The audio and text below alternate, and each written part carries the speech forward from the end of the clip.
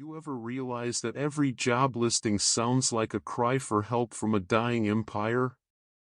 Dynamic team player needed. Fast-paced environment. Must thrive under pressure. Bro, it's just code for, you will age rapidly in fluorescent lighting. We live in a job market where everything's a pyramid scheme disguised as a LinkedIn post. Where career advancement means becoming the manager of your own misery. Where benefits package means you might get dental if you survive the probation period. They said work builds character, but all it's built is a generation of caffeine addicts with broken posture and existential dread. It's so brutal, man. We've industrialized burnout. We've commodified despair. We've turned the very act of survival into a full-time gig. You open Indeed and it's like scrolling through a graveyard of lost souls. Everyone's hiring urgently, yet no one's hiring you. You apply to 300 jobs and get 299 rejections in one. We've decided to move forward with other candidates written by ChatGPT-3. The only job that calls you back is a remote call center in Nebraska time zone offering $12 an hour and unlimited unpaid time off. It's so over, man. We used to dream about space travel, now we dream about healthcare. We used to want to change the world, now we just want to change shifts. Our parents worked one job and bought a house. We work 3 jobs and rent depression. Everywhere you go it's customer service, hospitality, retail associate, remote virtual admin assistant. We're a nation of glorified button pushers and apology machines. We don't produce steel, or ships, or innovation, we produce surveys.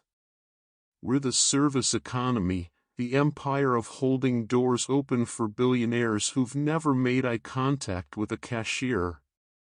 We're trained to smile through pain. To say no worries, after someone berates us for their coupon not working. To follow up on this and circle back next quarter like ritual chants from a corporate cult. The Office isn't a sitcom anymore, it's prophecy. We are living in the rerun, and it's been renewed for 30 more seasons. It's so brutal, man. You ever try to negotiate a salary?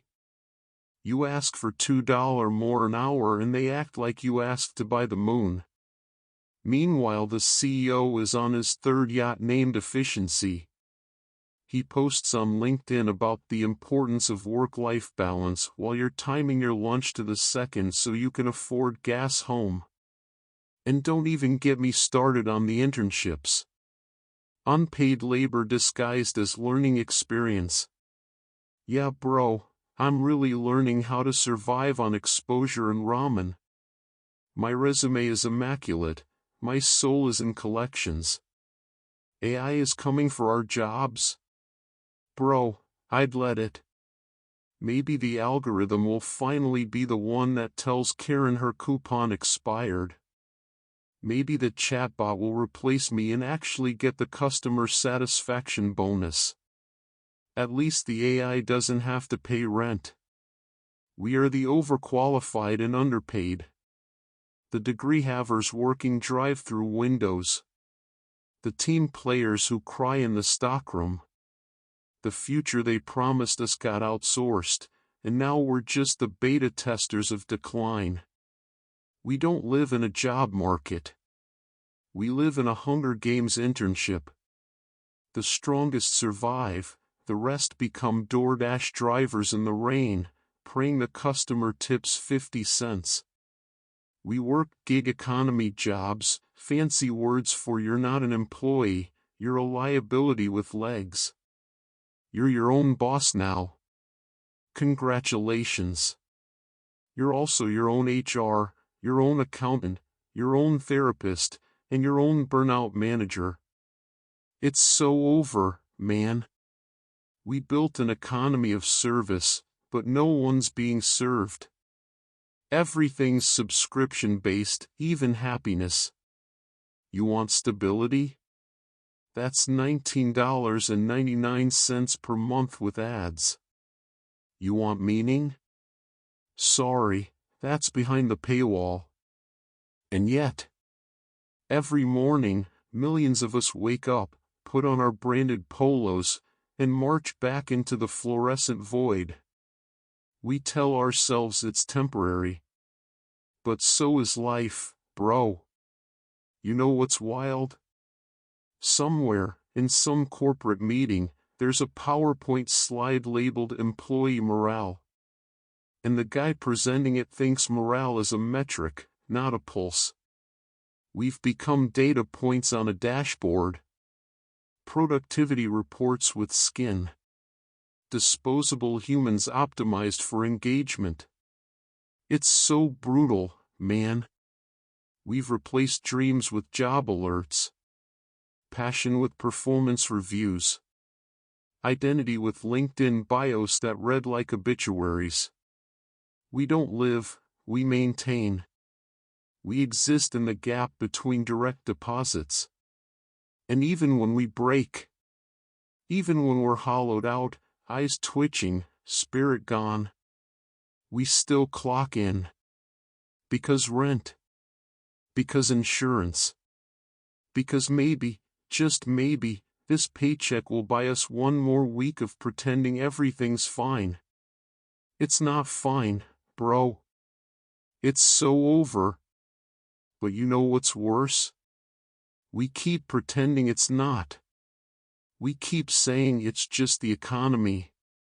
As if the economy isn't the real horror story, the cosmic joke written in HR policy. Welcome to the United States of Service. Population, 330 million unpaid interns. The empire of the smiling dead. The land of opportunity, where the only thing hiring is despair. It's so brutal, man. It's so over, man. And somehow, it never ends. You ever notice how work has become the new religion? Like, somewhere along the line, God clocked out and HR clocked in. We stopped confessing sins and started reporting productivity metrics. The modern cathedral isn't made of stone anymore, it's made of glass office walls and dead-eyed employees praying to the gospel of deliverables. We don't seek salvation. We seek performance-based bonuses. We don't fear hell, we fear unemployment. And every job interview feels like Judgment Day, with the recruiter as a smiling angel guarding the gates of healthcare. It's so brutal, man. We were told work gives life meaning, but meaning got downsized in 2008. Now it's just quarterly goals and corporate mantras. Teamwork makes the dream work. No, bro, teamwork makes the shareholders rich. We've built an entire spiritual economy around pretending to be okay. Smiling through burnout. Slapping "I'm doing great" on top of existential rot. Even our despair is branded now. You can buy a candle that smells like productivity and a planner that organizes your emotional breakdowns. We don't work to live anymore. We live to stay relevant. We serve algorithms, not communities. And every career milestone feels less like progress and more like proof that you're still trapped in the simulation. It's so over, man. Every industry is the same now. Whether you're coding, cleaning, or consulting, it's all just labor theater. Pretend to be passionate. Pretend to be aligned with company values. Pretend this endless repetition is noble, not soul-eroding. We've replaced creation with compliance. The human spirit's been outsourced to the gig economy. We used to build civilizations, now we build engagement funnels. We used to reach for the stars, Now we reach for customer satisfaction metrics. Somewhere along the way, ambition became synonymous with exhaustion. And they call that growth. You ever notice how every job title sounds like it's gaslighting you? You're not a cashier, you're a customer happiness specialist. You're not a janitor, you're a sanitation experience associate. No, bro, I'm just tired. It's so brutal, man. The economy keeps telling us to adapt. Like evolution was ever meant to happen in cubicles. We're monkeys with Wi-Fi now, serving data instead of gods. Scrolling through career advice threads while our souls quietly decay in 1080p. The service economy isn't just how we work, it's how we exist. We've become emotional baristas, constantly pouring empathy into cups that never fill. The customer is always right, even when they're the problem.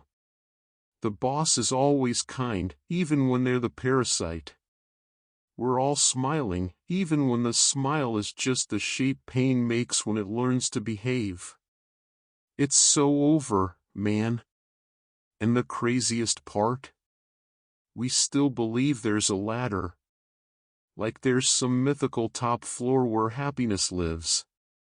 Just grind harder, they say. Just network more. Bro, the ladder isn't real.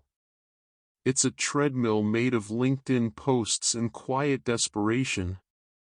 We're all climbing nowhere, efficiently. You ever think about how absurd this all is? Like, we're all just hairless apes trading our finite lives for rectangles of paper that no longer even exist physically. We sacrifice the only thing we'll ever truly own, time, for digital numbers that vanish into subscriptions, rent, and interest rates. And then we call it success. It's not a job market anymore. It's an existential slot machine. Every pull costs your sanity, every win is just another chance to lose slower. And the house always wins, bro. The house is the economy. It's so brutal, man. The philosophers used to ask, what is the meaning of life? Now the only question that matters is, are you free Tuesday at 3 p.m. for a Zoom meeting? We've transcended irony. We're living in a post-purpose world where the only gods left are algorithms and quarterly earnings reports. You can't escape it. You can switch jobs, switch cities, switch careers, it follows you like a ghost in your resume. Everywhere you go, the same fluorescent hum, the same fake enthusiasm, the same spiritual exhaustion disguised as productivity. The same echoing phrase in your head, maybe it'll be different this time. But it never is. Because this isn't an economy anymore. It's an ecosystem of despair. A biological machine powered by anxiety, caffeine, and the quiet hope that you'll be noticed before you collapse. And if you do collapse, don't worry. They'll post a heartfelt LinkedIn tribute. Gone too soon. Always gave 110%. A true team player. They'll replace you in a week. They'll reassign your email. They'll move on like you were never there. It's so over, man. It's so over, and yet it just keeps going. Because that's the final joke. The one they don't tell you during onboarding. The grind never ends. Not because it's noble. Not because it's necessary. But because if it stopped, even for a second, we'd all have to face the terrifying silence underneath it all. The realization that we built an entire civilization on nothing. We are the ghosts of industry. Haunting the ruins of ambition. Smiling through the collapse. It's so brutal, man. It's so over, man. And it's only Monday. You ever stare at your hands mid-shift and think, why am I doing this? Not in a rebellious way. Not even in a sad way. Just, in that hollow tone of someone who's asked the question too many times to expect an answer. We live in a world where labor replaced faith. The paycheck replaced salvation. The clock replaced the cross. And the only thing left to believe in is the next direct deposit. It's so brutal, man. We've built an entire civilization that confuses movement for meaning. As long as the machine is loud, no one asks what it's doing. As long as the economy grows, no one asks what it's feeding on. And the truth is, it's feeding on us. Every smile at the register, every midnight spreadsheet, every forced happy Monday. It all goes into the same invisible engine that keeps the illusion spinning. The illusion that this all matters. That there's a ladder to climb, a purpose to serve, a story being told. But the story ended a long time ago, bro. We just didn't notice. The collapse didn't start with a war or a bomb. It started with an email that said, per my last message. It started with another sorry, we're not hiring right now. It started when we stopped creating and started managing. Managing the void. Managing each other. Managing our own decay. It's so over, man. And yet we keep going. Because what else is there to do? We keep clocking in, not because we believe in the work, but because the silence after it is worse. That's the real horror of the modern world. Not poverty. Not suffering. Pointlessness. You can endure pain if it means something. But try enduring endless repetition for no reason. With a smile on your face and a name tag that says we're like family here. It's madness disguised as routine. It's nihilism with a health plan. And the wild part? We volunteered. We signed the contract. We agreed to the terms and conditions. We clicked accept all cookies on the apocalypse. It's so brutal, man. The ancients built temples to gods. We build call centers. The ancients carved prayers into stone. We type hope you're well into Outlook. The ancients feared divine wrath. We fear HR. You think you're working a job. But the job is working you. It's reshaping your neurons, retraining your instincts. Teaching you how to be quiet, agreeable, efficient.